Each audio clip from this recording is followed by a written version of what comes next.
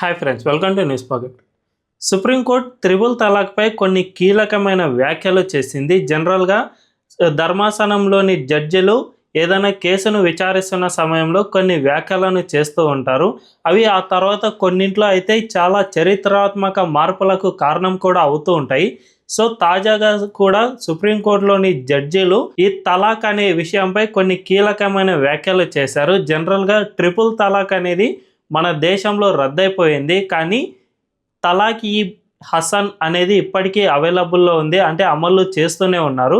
ఈ రెండిటికి డిఫరెన్స్ అనేది ఒకటి ఉంది. ట్రిపుల్ తలాక్ అంటే వెంటనే ఉన్న ఫలానా తలాక్ తలాక్ తలాక్ అని 3 సార్లు చెప్పేసే ఒక మహిళకు విడాకులు ఇచ్చినట్లుగా ఇస్లాంలో పరిగణిస్తారు. కానీ తలాక్ ఈ హసన్ అనేది వేరుగా ఉంటుంది. ఇందులో మొదటి నెల ఒక తలాక్ చెబుతారు, ఆ తర్వాత రెండవ నెల ఇంకో తలాక్ చెబుతారు, ఆ తర్వాత మూడవ నెల మరో తలాక్ చెబుతారు. తలాక్ ఈ హసన్ చెప్పారు. దీంతో ఆ మహిళ సుప్రీంకోర్టుకు వెళ్ళగా ఈ కేసును విచారిస్తున్న సమయంలో ధర్మాసనం కొన్ని కీలక వ్యాఖ్యలు చేసింది. అదేమిటంటే, ఇప్పుడు మోడ్రన్ సొసైటీలో ఈ తలాక్ లాంటి పాతకాలపు పద్ధతులు ఎందుకు, ఇది సంస్కృతే కాదు, ఇది మహిళల హక్కులను కాలరాస్తున్నట్లు కనిపిస్తుంది అని కీలక వ్యాఖ్యలు చేసింది. దీంతో ఈ తలాక్ కూడా రద్దు కానుందా అనే అనుమానాలు అయితే వ్యక్తమవుతూ ఉన్నాయి.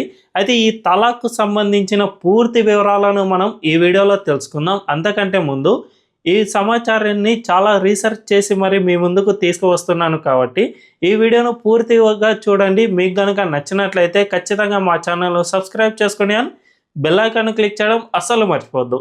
ఇక డీటెయిల్స్లోకి వెళ్తే, జనరల్గా తలాక్ అనేది 2 పద్ధతుల్లో ఉంటుంది. ఒకటి తలాక్ ఈ బిద్దత్ అండ్ తలాక్ ఈ హసన్. తలాక్ ఈ బిద్దత్ అంటే మనం మొదట్లో చెప్పుకున్నట్లుగా ఒకేసారి ముమ్మారు తలాక్ ఉన్న పలంగా తలాక్ తలాక్ తలాక్ అని చెప్పేస్తే ఆ మహిళ అప్పటి వరకు వైవాహిక జీవితం, తన భర్తతో గడిపిన జీవితాన్ని అంతా వదిలేసుకుని అత్తారింటి నుంచి పుట్టింటికి వెళ్ళిపోవాల్సిన పరిస్థితి ఏర్పడుతుంది. కొన్ని క్షణాల్లో తన జీవితమే తలకిందులైపోతుంది. అంతేకాకుండా ఆమెకు పిల్లలున్నా ఎవరున్నా కూడా ఆమె తన భర్తను వదిలేసి పుట్టింటికి వెళ్ళిపోవాల్సిన పరిస్థితి ఏర్పడుతుంది.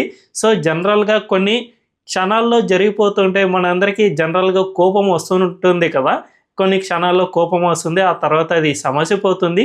వైవాహిక జీవితం అనేది అలాగే ఉంటుంది. కానీ ఈ ట్రిపుల్ తలాక్ అమల్లో ఉన్న సమయంలో ఆ క్షణికావేశంలో చాలామంది తలాక్ చెప్పడంతో చాలామంది మహిళల జీవితాలు పూర్తిగా తలకిందులు అయిపోయాయి. సో దీన్ని 2017లో మొదటిసారిగా సుప్రీంకోర్టు ఆక్షేపించింది. ఈ ట్రిపుల్ తలాక్ అనేది చాలా నేరము, ఇది మహిళా హక్కులను కాలరాస్తుంది కాబట్టి దీన్ని కేంద్ర ప్రభుత్వం చట్టం తీసుకువచ్చి తొలగించాలి అని 2017 ఆగస్టులో చారిత్రాత్మక తీర్పును వెలువరించింది. దీంతో కేంద్రంలోని మోదీ గవర్నమెంట్ ఈ తలాక్పై ముస్లిం మహిళలకు న్యాయం చేయడం కోసం దీన్ని తొలగించడానికి 2019లో చట్టాన్ని తీసుకువచ్చింది. ఈ చట్టం ద్వారా ట్రిపుల్ తలాక్ను పూర్తిగా రద్దు చేసేసింది. అయితే ఈ ట్రిపుల్ తలాక్ మాత్రమే ఇప్పటి వరకు రద్దయింది, కానీ మరొక తలాక్ అనేది ఇంకా అమల్లో ఉంది. దాన్నే తలాక్ ఈ హసన్ అని అంటారు. ఈ తలాక్ ఈ హసన్లో భాగంగా మహిళకు 3 నెలల పాటు తలాక్ చెప్తారు. ఒకసారి ఏదైనా కోపం వచ్చి తలాక్ చెప్తారు కదా, అప్పుడు మహిళ భర్త నుంచి దూరంగా ఉండాల్సిన పరిస్థితి ఏర్పడుతుంది. మొదటి తలాక్ చెప్పినప్పుడు రెండవ తలాకు 1 నెల పాటు టైం ఉంటుంది. ఈ నెల వరకు ఎందుకంటే ముస్లింల గ్రంథాల ప్రకారం మహిళకు జనరల్గా నెలసరి అనేవి వస్తూ ఉంటాయి కదా, అంటే ఋతుక్రమం 1 నెల పాటు ఉంటుంది. కాబట్టి గ్రంథాల ప్రకారం 1 నెల పాటు ఆగి ఆ తర్వాత మరో తలాక్ చెప్పాలి, మళ్ళీ ఇంకో నెల పాటు ఆగి ఇంకో తలాక్ చెప్పాలి. ఈ విధంగా 3 నెలల పాటు 3 తలాక్లు చెప్పిన తర్వాత కూడా భర్త తన మనసును మార్చుకోకపోతే, అంటే జనరల్గా మనం ముందుగానే చెప్పుకున్నాం కదా, ఉన్న పలంగా కోపం వచ్చినప్పుడు కొంతమందిని వదిలేస్తూ ఉంటారు. సో ఆ విధంగా జరగకుండా ఈ 3 నెలల పాటు టైం ఉంటుంది కాబట్టి ఖచ్చితంగా ఆ మధ్యలో మనసు మార్చుకోవడానికి అవకాశం ఉంటుంది. కాబట్టి ఈ మధ్య కాలాన్ని ఇద్దత్ అని పిలుస్తారు. ఈ ఇద్దత్ కాలంలో ముస్లిం మహిళలకు భరణం సైతం చెల్లించాల్సి ఉంటుంది. సో ఈ ఇద్దత్ కాలం మొత్తం పూర్తయినా కూడా ఆ భర్తకు మహిళ అంటే ఇష్టం లేకపోతే, ఇక తాము కలవకూడదు అని భావిస్తే ఖచ్చితంగా ఈ తలాక్ ఈ హసన్ ప్రకారం వారికి విడాకులు ఇప్పిస్తారు మత ప్రకారం. సో దీన్ని సుప్రీంకోర్టు ఆక్షేపించింది. ఇందులో జస్ట్ భర్త ఆధిపత్యం మాత్రమే కనిపిస్తుంది, మహిళల హక్కులను కాలరాస్తున్నట్లే కనిపిస్తుంది. సో ఇందులో మహిళలకు న్యాయం జరగడం లేదు అని సుప్రీంకోర్టు తాజాగా తన వ్యాఖ్యల్లో తేల్చి చెప్పింది. అయితే ఈ కేసు అనేది ఇంకా నడుస్తుంది. ఈ కేసు ఏమిటంటే, ఒక మహిళ తన పిల్లలను అంటే ఆమెకు ఈ తలాకి హసన్ ప్రకారం విడాకులు ఇచ్చేశాడు కాబట్టి ఆమె తన పిల్లలను ఎక్కడైనా స్కూల్లో చేర్పించాలి అంటే భర్త పేరు అడుగుతూ ఉన్నారు. దీంతో ఆమె తన భర్త పేరు చెప్పుకోలేక అండ్ ఆ పేరు లేకపోతే వాళ్ళను స్కూల్లో చేర్పించుకోవడం లేదు. దీంతో ఆమె జిల్లా కోర్టు, ఆ తర్వాత ఏకంగా సుప్రీంకోర్టు దాకా వెళ్ళింది. దీంతో సుప్రీంకోర్టు ఇలాంటివన్నీ తేల్చి చెప్పింది. సో ఒక మహిళ తన పిల్లలను స్కూల్లో చేర్పించాలంటేనే భర్త పేరు కావాలి. అలాంటిది ఆమెకు ఉన్న పలంగా ఆమె హక్కులను కాలరాస్తూ ఏ విధంగా తలాక్ చెబుతారో ఇది చాలా ఆక్షేపణీయమని సుప్రీంకోర్టు వ్యాఖ్యానించింది. కాబట్టి ఖచ్చితంగా ఈ తీర్పు తుది అంటే లాస్ట్ తీర్పు ఇస్తారు కదా, ఆ సమయంలో దీనిపై మరో చట్టం తీసుకురమ్మని కేంద్రాన్ని ఆదేశించే అవకాశం సైతం ఉంది. అంతేకాకుండా ఈ కేసును విస్తృత ధర్మాసనానికి పాస్ చేసే అవకాశం సైతం ఎంతో ఉంది. ఎందుకంటే ఇది దేశవ్యాప్తంగా ఇంపాక్ట్ చూపిస్తుంది కాబట్టి విస్తృత ధర్మాసనానికి దీన్ని కనుక పాస్ చేస్తే ఖచ్చితంగా విస్తృత ధర్మాసనం దీనిపై ఆలోచన చేసి విచారణ చేసి ఒక నిర్ణయానికి వచ్చే అవకాశం ఉంటుంది. ఖచ్చితంగా ఇది హక్కులను కాలరాస్తుంది కాబట్టి మనకు ప్రాథమిక హక్కుల్లో ఇది భాగం కాబట్టి ఖచ్చితంగా దీనిపై చట్టం తీసుకురామని సుప్రీంకోర్టు ఏమైనా కేంద్రాన్ని కోరుతుందా అనే అనుమానాలు అయితే వ్యక్తం అవుతూ ఉన్నాయి. ఖచ్చితంగా ఇది జరిగే అవకాశమే ఉంది అని నిపుణులు సైతం చెబుతూ ఉన్నారు. సో మనం రీసెంట్గా చూసుకుంటే ఖచ్చితంగా షరియా చట్టాలను ఒక్కొక్కటిగా సుప్రీంకోర్టు మెల్లిమెల్లిగా స్క్రాప్ చేస్తూ వస్తుంది అని మనకు స్పష్టంగా అర్థమవుతుంది. ఇదే కాదు, 2024 జూలైలో సుప్రీంకోర్టు ముస్లిం మహిళల భరణంపై సైతం కీలక వ్యాఖ్యలు చేసింది అండ్ కీలక తీర్పునిచ్చింది. అదేమిటంటే సిఆర్పిసి సెక్షన్ 125 కింద విడాకులు తీసుకున్న ప్రతి మహిళకు భరణాన్ని చెల్లించాల్సిందే.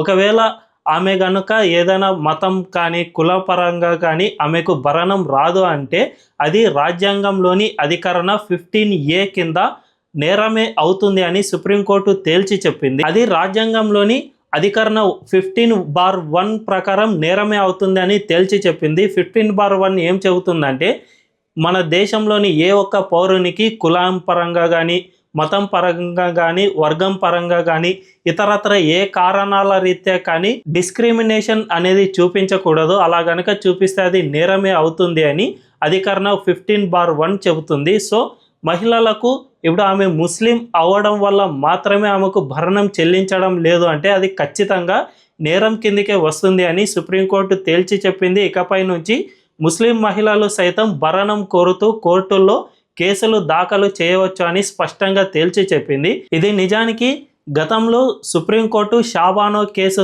తీర్పులో సంచలనమైన తీర్పును వెలువరించింది. అదేమిటంటే షాబానో అనే ముస్లిం మహిళ సుప్రీంకోర్టుకు వెళ్ళింది, నాకు భరణం ఇప్పించండి అని.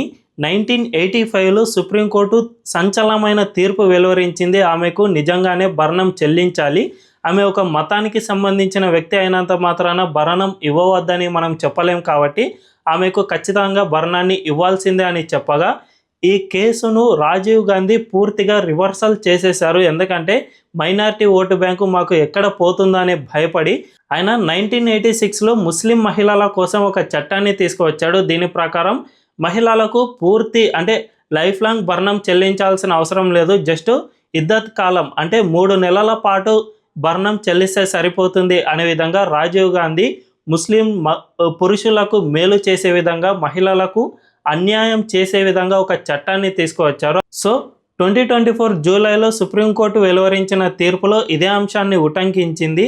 ఆ రోజు తీసుకువచ్చిన చట్టం ఈ భరణంపై ఎటువంటి ఇంపాక్ట్ చూపించదు కాబట్టి ముస్లిం మహిళలకు సైతం భరణాన్ని చెల్లించాల్సిందే అనే విధంగా తీర్పునిచ్చింది.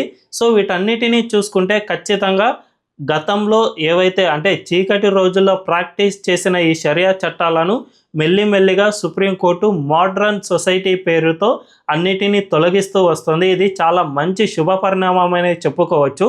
నిజానికి షరియా చట్టాలు అనేవి అన్నీ కూడా ఇప్పటి కాలానికి అస్సలు తగినవి కావు కాబట్టి ఖచ్చితంగా వాటన్నిటిని స్క్రాప్ చేయాల్సిన అవసరం ఎంతైనా ఉంది.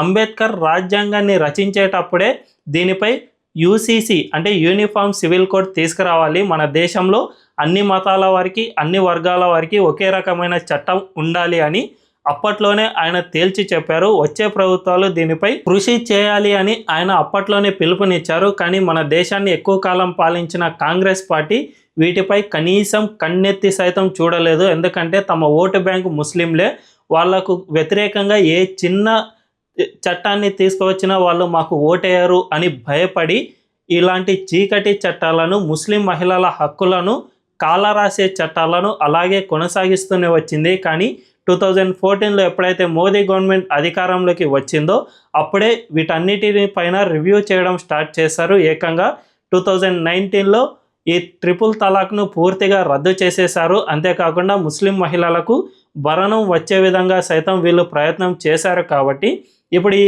తలాక్ ఈ హసన్ అంటే 3 నెలల పాటు తలాక్ చెబితే ముస్లిం మహిళకు ఇష్టం లేకపోయినా ఆమెకు విడాకులు ఇచ్చే విధంగా ఉన్న ఈ తలాక్ ఈ హసన్ను సైతం త్వరలోనే కేంద్ర ప్రభుత్వం ఏదైనా చట్టం తీసుకొచ్చి స్క్రాప్ చేసేస్తుందా అని అందరూ భావిస్తూ ఉన్నారు.